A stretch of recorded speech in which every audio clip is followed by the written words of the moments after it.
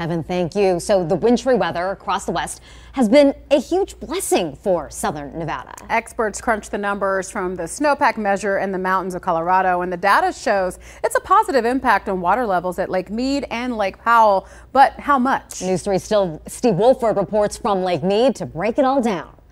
The Bureau of Reclamation says the snowpack in the upper Colorado River Basin through the winter ended up being 130% of average. And when it melts, the experts say it will produce inflow into Lake Powell and Lake Mead through July at 128% of average.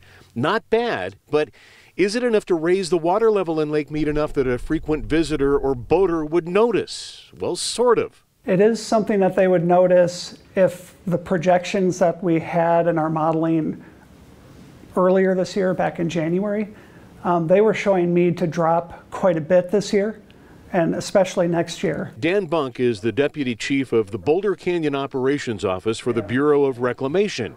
He says while we may not really see the water levels rise in Lake Mead anytime soon, we also aren't likely to see those dreaded water restrictions either. As early as back as January, we were projecting about a 69% chance that there would be a lower basin shortage in calendar year 2020. This improved snowpack, improved runoff is going to lower that chance dramatically, whereas now we're not projecting shortage in 2020 at this time. Bunk also points out this is only the 5th year out of the past 20 with above average snowpack and runoff. In Boulder City, Steve Wolford.